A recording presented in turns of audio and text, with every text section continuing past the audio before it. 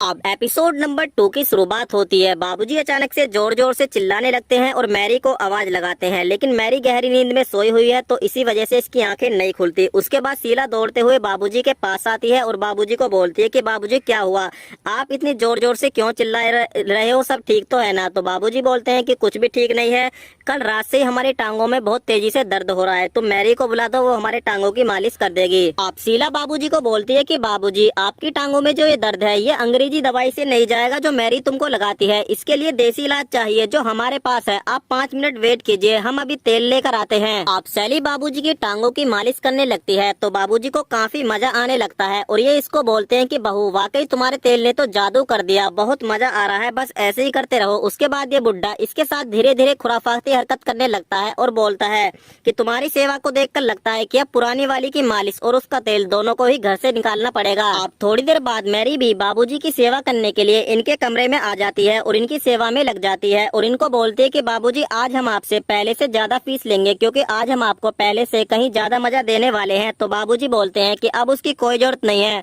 अब तुम्हारा समय समाप्त हो चुका है और तुम यहाँ से जा सकती हो। इस बात को सुनकर मैरी को 360 वाट का करंट लगता है और ये बुड्ढे को बोलती है कि बाबूजी लगता है कि आज आपका मूड ठीक नहीं है, पर आप टेंशन मत लीजिए, हमको पता है कि आपका मूड कैसे फ्रेश करना है। उसके बाद ये बाबूजी के साथ खुराफाती हरकत करने लगती है, लेकिन ये बुड्ढा फिर भी नहीं पिघलता और इसको बोलता है कि जवानी से बुढ़ापे तक हमने जो फैसला ले लिया वो अटल है, वो बदल नहीं सकता और तुम यहाँ से जा सकती हो। अब उसके बाद मैरी इस बुड्ढे के पास संजय को लेकर आती है तो संजय अपने बाबूजी से पूछता है कि बाबूजी हमने सुना है कि आप मैरी को यहाँ से जाने के लिए बोल रहे हैं। तो ये बुड्ढा बोलता है कि तुमने ठीक सुना है। तो संजय बोलता है लेकिन बाबूजी अभी आप पूरी तरीके से ठीक नहीं है, अभी आपको मैरी की जरूरत है, उसको यहाँ रहना बहुत जरूरी है।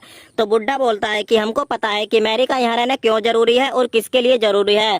इस बात को सुनकर इन दोनों के तोते उड़ जाते हैं। तो बाबूजी बोलते हैं कि हमको पता है कि तुम दोनों के बीच क्या चल रहा है, अगर तुम नहीं चाहते कि बहू को इस बारे में पता चले तो तुम इसको यहाँ से जाने के लिए बोल दो। उसके बाद दोस्तों मजबूर होकर संजय को मैरी को यहाँ से निकालना ही पड़ता है। अब रेनू बाबूजी को खाना खिलाती है तो बाबूजी खाना खाने से मना कर देते हैं और बोलते हैं कि बहू हमको भूख नहीं है। तो रेनू बोलती है कि बाबूजी अगर आप खाना नहीं खाएंगे तो दवाई कैसे लेंगे, और इस तरीके से तो आपकी तबीयत और बिगड़ जाएगी। बाबूजी का दिमाग खराब हो जाता है और ये इसको बोलते हैं कि बहू तुमको पता है जब हम एक बार मना कर देते हैं तो वो मना ही होता है, तुम जाओ यहाँ से और घर के कामकाज देखो। अब सैली यहाँ पर आ जाती है और रेनू को बोलती है कि जब दीदी बाबूजी का खाना खाने का मन नहीं कर रहा है तो आप इनके साथ जबरदस्ती क्यों कर रही हैं। अब देखिए ना, कल ही बाबूजी बोल रहे थे कि इनका बाहर घूमने का मन कर रहा है, लेकिन बाबूजी अगर खाना नहीं खाएंगे तो दवाई नहीं लेंगे और दवाई नहीं लेंगे तो ये ठीक नहीं होंगे और उसके बाद ये बाहर घूमने के लिए भी नहीं जा सकते। अब दोस्तों बुड्ढा इसकी बातें समझ जाता है और बोलता है ठीक है हम खाना खा लेते हैं, लेकिन हम खाना इसलिए नहीं खा रहे हैं कि हमको भूख नहीं है, बल्कि हम इसलिए खा रहे हैं क्योंकि हमको बाहर की हवा का मजा लेना है। आप सैली बोलती है कि दीदी ये खाना आप हमको दे दीजिए, हम बाबूजी को खिला देते हैं। उसके बाद दोस्तों रेनू तो कमरे से निकल जाती है और इसके कमरे से निकलते ही बाबूजी इसके साथ अपना टांका जोड़ देते हैं और फाइनली दोस्तों ये नौकरानी बाबूजी को अपने जाल में फंसा ही लेती है और कहानी का जो एपिसोड नंबर 2 है वो यहीं पर समाप्त हो जाता है।